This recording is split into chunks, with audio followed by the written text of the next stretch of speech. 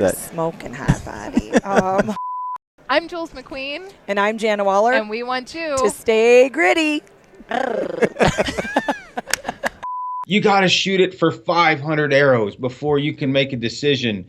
And I'm like, I don't walk 500 miles in boots that don't fit me. Stumbles on his face. And then I hear him behind me yelling, "Take your shirt off!" And I was like, "Well, I know." I was like, "I know he's not talking to her." So, or maybe he was. I don't know. So I was like, "It's gonna happen. I need this cooler." This is Tim Burnett with Solo Hunter, and you're listening to my favorite podcast, The Gritty Bowmen. I just Randy Black Eagle. That's it. Boom. That's my. That's how we roll. Just drop the mic and walk away.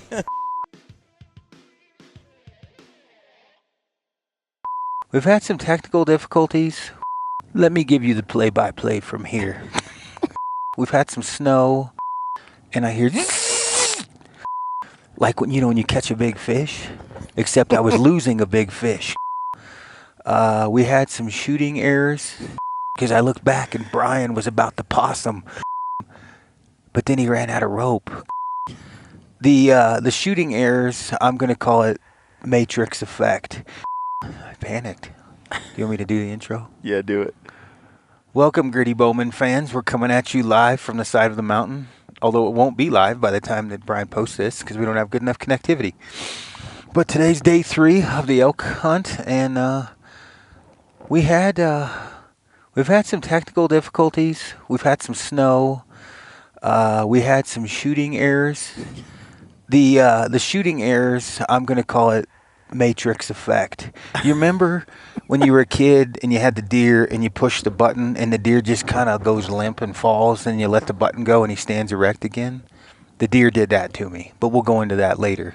But yeah, Brian, this is your first integration to Colorado hunting, and I think you thought it was going to be drier. Yeah. So far, it's been wet and wet. Yeah. And the weather forecast said sunny from today forward, and we got pelted with a hailstorm. Hail-ish. It's all over the place. Yep. And you can't see this, Brian. I think I have some photos. We look like gypsies right now. Nothing against gypsies. We're equal opportunity, but there is stuff hanging everywhere. Sleeping bags are hanging from we got head condensation on the inside of the tut. And we got all our clothes hanging. It's been an adventure, but kind of the play-by-play. The first day, we had Brian fall out of the tree, controlled burn. Okay, wait. Some of you know about the do not die knot, which is... Let's actually go from the beginning. We actually had a guy post on the Yeah, we did a video called the Do Not Die Knot. Just us goofing around at REI where Aaron tied a prusik knot. And I saw the guy posted, you need 6. And I immediately thought... 6 loops. Total, yeah. On it instead of 4. And I thought, I've never used 6, although textbook you're supposed to. But he also said, you're not supposed to tie a smaller one to a bigger one, bigger to a smaller. Which we both know. Yeah, we knew that. And so I was at REI and I was guessing because we didn't have our rope with us. I'm like... He was guessing because he had a rope at the house. He's trying to match it. Okay, I think that this rope is this. So I was at REI to buy a rope to tie into the tree that I could tie my prusik to because I already have a knot. Everything is outfitted to my tree saddle. So let me give you the play-by-play from here. So it is cold. I'm in the stand. And Brian's kind of monkeying around with his stuff because he's got to get the camera ready. And I looked back and I was like, oh, okay, he's tying off, whatever. And my back is to him and I'm looking away. And I think I've got about 70 pounds in my backpack. Oh, it was heavy, full backpack. And I hear like when you catch a big fish, except I was losing a big fish because I looked back and Brian was about to possum and he had the Recurve face on with his hand on that rope, and he had stopped himself for a second. Well, his gloves are on. He's got a nice burn mark. I tell you what, he's got grip strength because he held on to that rope, and then he burned down for a minute. Then he grabbed it again, and he burned down a little bit, and he grabbed it one more time. but then he ran out of rope because it was like 3 or 4 feet from the ground, and then he just dropped. Well, I was trying not to laugh because he could have been injured, but I didn't want to. So I put my most serious face on I possibly could as I looked down, and I'm like, "Are you okay?" And he smiled, so I knew he was okay. And then I about fell out of the tree behind him laughing at him. So that's how the day started, or the season. When I tied the knot on, I was like, oh crap, these ropes are the same size. I mean, there's a slight difference, like minor. But pretty much the rope I was, using to tie to was not that small. So I tie it on, and It was kind of like this. exactly like your thumb and pinky. That's about the difference. Evidently, it should be larger than that. So I'm sitting there, and I'm like, okay, I'm gonna strap on, and then I'll lean back, and I'll test it. So you gotta really. And I figured I should put 6, just in the loops in it. For those of you in the military, as you come off the skid, that's how crazy he is. He tied that off, and when you come off the tower and you got that, your legs are shaking a little, and you got your brake hand, and you're kind of squeezing out. Brian just splays out there like nothing. He just puts his feet on the tree and leans like this. I had to test it. I had to test it, see if it was strong enough. And I had the other end of it, to whip up if I needed to. Dude, it just gave way. And I forgot I had that backpack on, which added another 70 pounds. It was heavy. Pounds. Yeah. So I just started sliding down, and it was fast. It was not a very controlled descent. So what it was a like, tutorial on what not to do. Well, we're looking out for you. I was going to be safe. At Gritty Bowmen. I could smell the rope and the flesh burning. Both. My hand was burning. I was like, yeah, well, I'd rather have a burned hand than a broken back. So I just held on, dude. I did get a good photo of him laying on the ground. I'm pretty snappy with the photo when I need to be. What's crazy is I was in the tree, and like a second later, I was on the ground. Like, it was fast. It didn't take long. So as all this is happening, Colton has elk all over him, which the little pecker should have let me sit in his stand because I would have shot one of those 5 points. But he's about 150 yards? 150 to 200 yards. And from us. He had 3 elk. One came in while he was getting his crap in the tree, and then 2 more came in. Yeah, so while I'm falling out of the tree, there's elk under his stand. He's in a pretty good spot, though. There's a bunch of elk bugling that morning, 3 or 4. Yeah, we heard 3 or 4 bugles. bugles. So that morning, though, was uneventful, other than the mishap. No elk came in. My arrow fell off my bow. It's about as eventful as it got. Yeah, and then that afternoon got a little screwy. We didn't get anything in the afternoon. And then the next morning, we hunted for a while. The next morning, we hunted our way up to a lower tree stand. Didn't really get into any elk, but we did get into mule deer, which we have done some videos on already. But Muley Sadness. I'll give you on our YouTube channel. You can check it out. Play-by-play on that one. For those of you who haven't seen the, I won't go into it, but we go over, and he sets up on this wallow calling. It's a great wall. There's lots of elk sign right there. The most picture-perfect area. He's in, like, conifers, the wallow in the middle, and it's surrounded by aspens. I'm on the edge of the aspens, and he's calling, and I see velvet, and I'm like, oh, look at that, and it's 2 mule deer, and there's a forked horn and a 4-point, and neither one of them were giant, but I was going to shoot one either way with the old stick, and so they're at 50, 55 yards, something like that, and I've got all the time in the world. The wind is perfect, so I'm just. And they're paying attention to me, but not me. Yeah, they're kind of moving toward the calling. Yeah, they're feeding, and they look and they feed, and I'm taking like inconsequential steps, like incremental movements. Like it takes me 20 minutes to go 10, 15 yards, which is difficult for me. I still hunt at a different pace than most. He's making me slow down, which is good. So. But I knew, like, okay, these deer, they don't know I'm here, and I'm going to... Part of the problem is I had victory in my mind before victory was won. Because I thought, this is going to be easy. I'm going to go over and kill one of these. So and then I'm going to tell Brian, did it. Yeah, got it done. Stick bow. Hey, everybody. Check me out. Look at me. So I Stick. we're eating tenderloin tonight. Instead, we had wood. But I get closer, closer, closer. I'm not shaking. I'm not nervous. Closer. And the deer's coming, and I'm ranging everything just to be certain if it's inside a certain distance, point on or instinctive. Mm-hmm. And the deer, both of them bank right and go up the hill. And I go to full draw, and right when I anchor, the deer caught movement, but it never looked right at me. And it was 21, 23 yards, just pretty close. And I got it in the sight picture, glanced at my point of my arrow, and it's down, by its knees roughly, which is about right. And For gap shooting. For gap shooting, yep.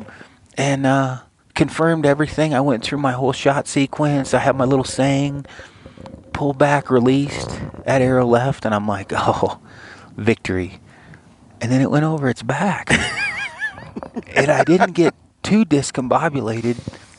Keep in mind, I don't miss very often, so I was a little shocked that I missed, not trying to be arrogant. I just was like, what the hell is going on here? And it kind of bounced around. It didn't know what was going on. It's looking. And I mean, the deer dropped. And so I'm thinking, okay, it just dropped. No big deal. And I think the second shot was 27 or 30, which is my wheelhouse. That's like my favorite range, is that 27 to 35 mark. Do the same thing. Go through the shot sequence. I'm pulling. I'm going through my little, saying in my mind. Boom. Arrow goes. It's like that arrow flight in motion. And I'm watching the feathers, and the wind is like perfect, and the aspens are blowing, the leaves.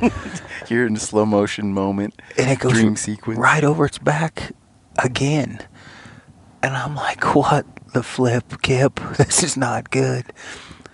And it kind of bounces around. And by this time, I'm pretty well discombobulated. Like, I'm like, okay, this is not good. And in my mind, I'm thinking, I'm assessing. I'm like, my shot is good. I'm not rolling up the back window, plucking the string. I'm like, okay, just keep your crap together and make a good shot. And I did not make a good shot. I don't even know what happened. That was the snapshot. The third one, I drew back. But, the problem wasn't, I drew back and I pulled through the shot, but my bow arm, I'm not exactly sure what happened to my bow arm. But that one, I don't know where it hit. But, and then... So can a deer drop? So we had the conversation. It's like, Aaron, can a deer drop at 20 yards with a trad bow arrow, 23 yards? Yeah. Arrow flying at it. Can it really drop out of the way? Oh, and the thing is, I've had deer whitetails in Wisconsin drop out of a bow shooting 300 feet per second and drop because the speed of sound. Yeah. Well, the whole thing, my arrow's flying at like 180. Well, keep in mind too, like, if you've seen the video over there, dude, it was like this little tiny draw, and it was so quiet. Like, there was not a sound right there. It was like you could hear them chewing. Yeah, and that's no lie. You could definitely hear them taking steps. So it was super quiet, and I think, not blaming it on the deer ducking, but the first two shots, those feathers are loud, and what was weird is when he pulled that matrix move, he never heard the bow, and he didn't know, he never looked directly at me. He looked over at Brian, which was another 50, 80 yards behind me, way behind me. Mm-hmm. But it was weird because, one, it's humbling. It's good to miss because you need to get, because I haven't had too much struggle with the struggle stick. But, the deer run off, and I'm like, I got to go back and tell Brian I just unloaded half my quiver, and I have nothing to show for it. But and I don't show emotion much when I shoot something, and so he didn't know if I killed anything or... Yeah, I was like, you came back, and I was like, I saw your arrows missing. I thought, oh, he killed something. I did not. But what's crazy is I didn't think anything of us posting what happened, like the truth, basically, because people miss all the time. I mean, it wasn't a big thing to me to say, hey, I missed. I mean, it happened, especially with the recurve. I mean, everybody misses, and we posted that up, and it has been a huge... It's been shared a lot, and I guess I'll be the brunt of the joke because... There have been a lot of people wondering how you missed, though, given it was so close, and you got a lot of experience, and you normally don't. Well, I have a lot of experience with the compound. I don't have a lot with the recurve. I think so far you've hit everything with a recurve even fairly well. Yeah, I mean, even turkeys. But I will say it may be Luke Johnson the happiest day of his life when we posted that I missed. He even texted me, and I love Luke to death. He is like, text me, hey, how's it going? Like I don't know what he's hinting around at. And I'm like, going great, but my camera broke.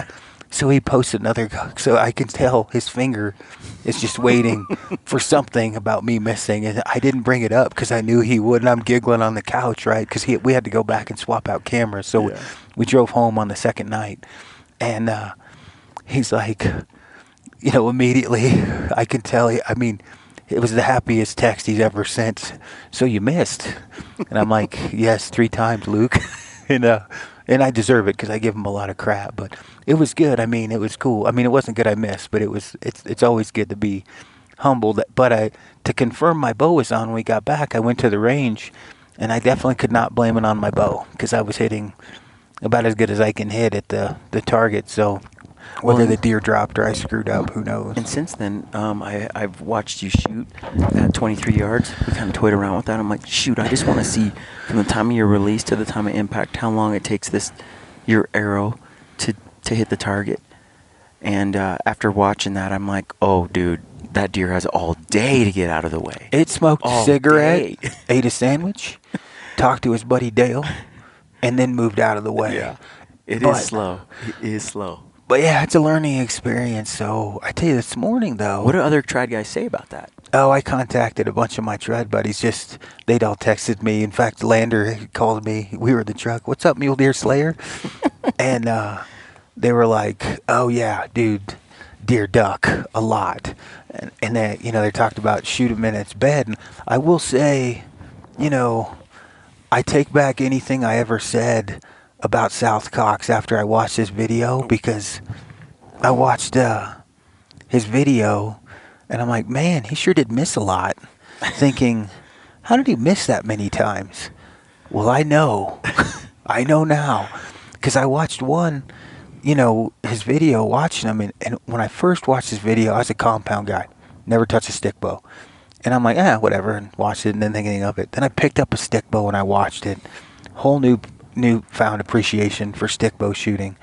And then I went hunting and I shot a turkey. I'm like, cool. I shot 2, but I found 1. And then shot that bear. Smooth sailing so far, shot in some tournaments. And I'm like, this isn't that bad. Well, I never won one. Second place. So I got second, third, and third or fourth. So I shot pretty good. No, I did win one. Anyway, it doesn't matter because I missed the deer is the whole point to this. The foam does not move. Dang it. So either way, we went back home, licked our wounds. Well, I licked my wounds, swapped out cameras. So tell me, just as a learning experience, what would you do different, or how would you change things? I wouldn't do anything different. Did you aim a little lower, expecting the jump, or? I don't think I would. I mean, would you wait till they got closer? Well, they were moving up at an angle. Mm-hmm. I think what I would have done is held it full draw, because I can hold and wait for that deer to turn his head back forward. When I shot, he was looking in my direction, towards me. So is that what some of the trad guys said? Yeah. You mentioned that to me, like all of them did. Every one of them were like, if you can wait till their attention's back forward or feeding, do that, because when he was watching in this direction, his attention was on something other than like feeding or something to calm him down, and that extra split second can be the difference. And I can completely see that, because the other day Colton and I were here in camp, and we were over here dinking around, and Aaron is winging his judo tip or whatever, his blunt arrow across the campsite. It was safe. It wasn't exactly. It was a few feet from him. It was about 10 feet away as it zipped by. And Colton and I were like, whoa! It sounded like a jet plane coming at us. And and when we jerked our head over, you could see the yellow thing coming at you. And that fact that deer sang, I'm leaving on a jet plane, when the arrow was on its way to it. It took that long. Right. So I could see, you definitely don't want to let that arrow go if that thing's looking at you. Yeah. Now, the learning experience, I had time. It's not like I rushed anything in the whole process. Another second may have save me and hit the deer, because if him turning his head forward to feed or get ready to walk would have gave me that extra split second, maybe that would have done it. But after that, though, who knows? Because the third shot was pretty bad. So, someone was telling you with elk, it's totally different. Don't aim low on elk. They don't drop. Well, they'll drop, but generally they're not going to drop like a deer. And who knows? We got a lot of season left. Who knows what I'll learn in the next 10 days of hunting. I mean, it certainly didn't hurt my confidence. I shot this morning, and Yeah. I'm hitting fine. It's not... I mean, your Lander brings up good points all the time. You can tell he's shot trad. The Clums do too. You're only as good as your last shot, and don't let it rattle you. In fact, my buddy Avery Ryan, who shot a stick bow forever, he texted me. He's like, I'm always better on my second shot, meaning I miss my first one pretty much every time. So don't worry about it. Everybody's been super encouraging, and it's been encouraging to see people. I didn't think you would have the outcome it did of people saying, I'm glad you guys are telling the truth. Well, we talked about it. We joked a little bit about it. Well, we could just not ever admit this. And then we were like, but that's not us. No. I think it's good that people know, especially as much crap as I talk to like Luke Johnson or Longbow Dan, that it is not a perfect world and people miss all the time. It's not really fair if you document your trad bow journey in your transition, and then you hide the fact that you missed. And I almost went Winchester on day 2. Oh, but now this morning. This morning was awesome. So we're at camp right now.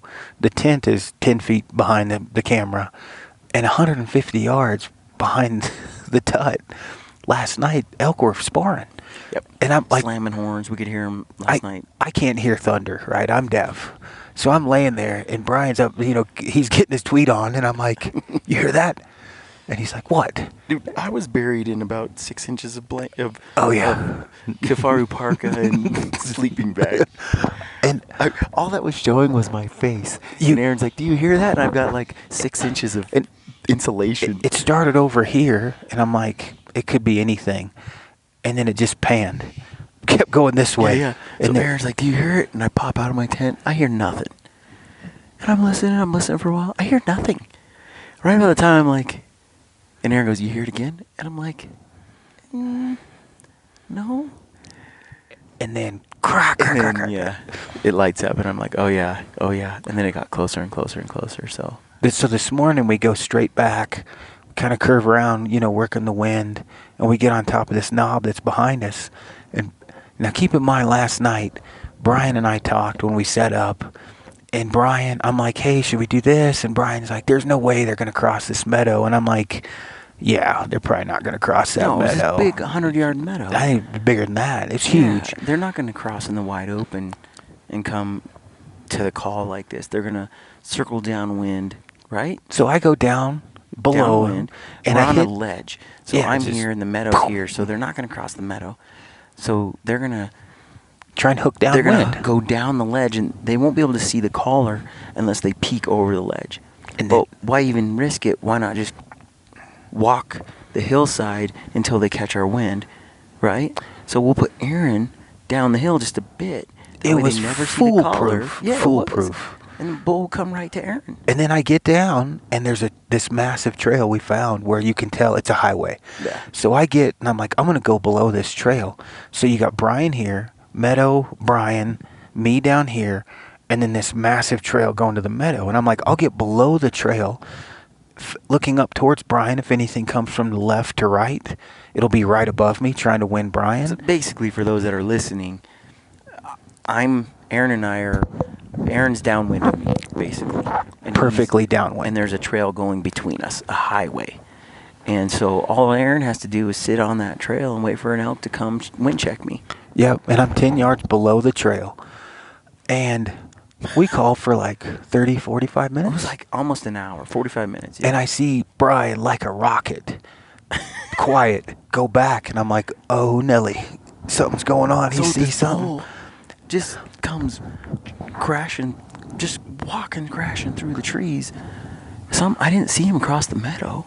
And there's a big thicket in front of me of just like about 40 yards deep of thick timber. and then there's the meadow. And all of a sudden, he's in those trees coming right at me, ignoring the wind, everything. So he points to me, shows me where to go, where the bull is, and I get up there. There's no bull. I tried to run back and pull the bull across you, get you between me and the bull again and keep the wind right. But he must have seen something fishy or heard, something, my movement, I don't know, but... Yeah, looks like we got to speed this up because it looks like it's about to rain. So, fast forward to this morning, we go up above here, above camp, circle around, and we're like, well, let's not spread too far apart. Yeah, let's not do what we did last night because they came charging in. So let's not go down, have him go downwind 50, 80 yards from me. Because they're going to call straight in. I'm probably 30, 40 yards from him, and he's calling. And where I'm at, I just got to take a couple steps this way, and I can see all these different lanes. And I'm watching where the elk should be, and I'm watching nothing. And this is 30, 40 minutes. I take 2 steps to the right, and there's a cow right in front of me.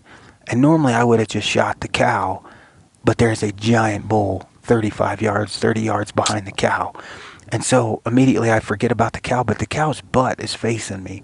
They didn't blow out. I'm assuming the whole herd is just moving in on the calls. There's like 16, 18 cows. And what I think happened, there were some down logs.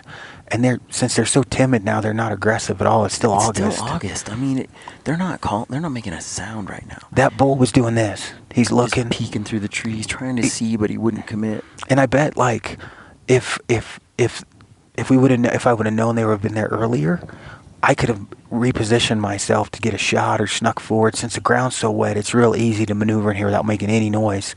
The thing is, they didn't circle all the way under to get the wind. They never got our wind, and until maybe later. So I scoot forward, and I get to where... But they still left. Yeah, they still decided to leave. The cow is moving at a speed about the same speed I am as I'm trying to cruise to get to the bull. And the bull turns, and he's walking off too. And I get closer, and they just go off into the timber. So I waited a couple minutes just in case, and I go back and tell Brian. And then we circled around, kind of screwed off, let things calm down. And then we needed to wait for the wind. That too, for the wind to blow up. And then the wind started blowing up. And then we started to work our way down, and a monsoon hit. And with the way the temperature works, the sun comes up, the wind blows up in the thermals, and then later in the evening it gets colder and the wind blows down. Well, it kind of got warmer, and then a massive storm hit, and the wind blew straight down and kind of screwed us. And then it hailed for an hour and rained for 45 minutes. Yeah. And then we worked our way back to camp. It was close, though. I mean, it was cool that you got to a visual on a big herd bull. And that spot up there is just awesome. So many rubs, fresh sign. There's elk everywhere. Everywhere. There's tracks going up and down the hill. And that bull was probably, 280 to 300 for sure. I mean, he was a decent bull. 6x6. 6x6. And they always look bigger going away. So when he was watching like this, looking, I'm like, oh, he's a shooter. And then when he turned away, I was like, ooh, he looks even bigger. He was wide. Mm-hmm. And it's thick trees in here, but there's a lot of openings too, so they don't grow too terribly narrow here. They're probably average width. But either way, we're not going to go back up there tonight. We're trying to leave each spot so we don't burn each spot out. I think we're going to head across the canyon here and hunt our way up that way. Is the plan, especially with this cold weather. It'll keep blowing down if it doesn't heat up, so we may be in the money to hunt up. And that's the hard thing in this unit specifically. The wind is not good. It's not consistent except for a couple hours in the morning and maybe 45 minutes in the evening. So we'll see what happens. But so far, for 3 days, it has been interesting. Yeah, we've had action. I have yet to really get the camera on an elk yet. I mean, it's thick here, super thick, and with them not talking, and I'm calling. I got the camera. We set him up with a GoPro so he can try to film some of that stuff. At least maybe him getting a shot or something like that. So hopefully we can film a little more of that when we're apart, and I'm calling back behind him a little bit. But last night I had the GoPro ready. It was perfect. And then the elk came in 100 yards above me. Yeah, we're trying to figure this out. Like, it'd be, I mean, I talked to a lot of guys, and we've done podcasts with guys that are like, you just call them right to you. We don't set up distances apart, stuff like that. But this country is open, dude. It's thick, yet it's open. It's not like the Oregon coast.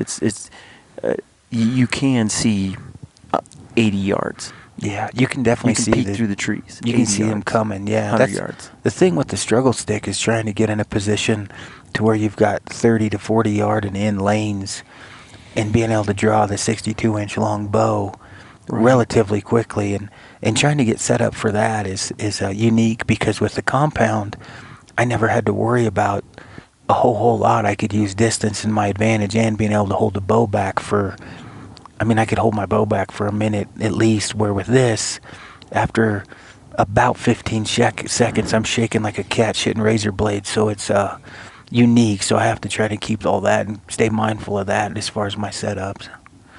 So we should probably wrap this up, because it looks like we're about to get pissed on again. Yeah, I smell elk. Do you smell that? No, but I have elk piss on my boots. He doesn't know, but I sprayed it on his clothes. I thought that was just me. Yeah, that's funny. Well, cool. We're going to wrap this show up and get after. We have a few more things we got to talk about, but not now, because we might get rained on again. We got to get all of our stuff that we hung on the clothesline put away before it.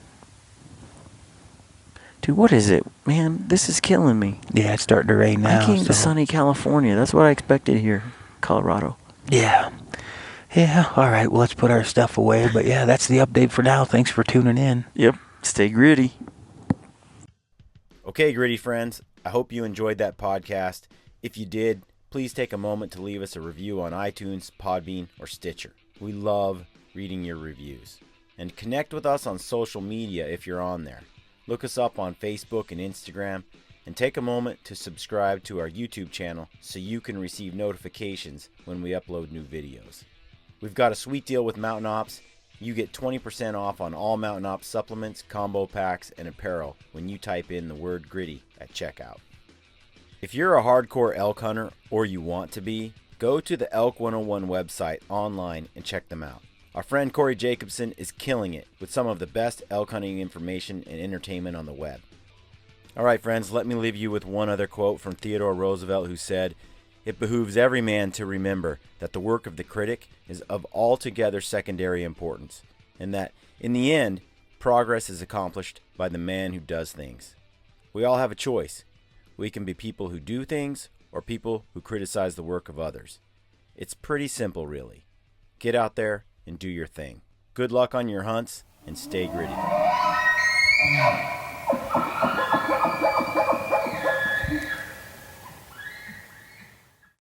This is Ty Stubblefield, and you're listening to the Gritty Bowmen. Gritty Bowmen.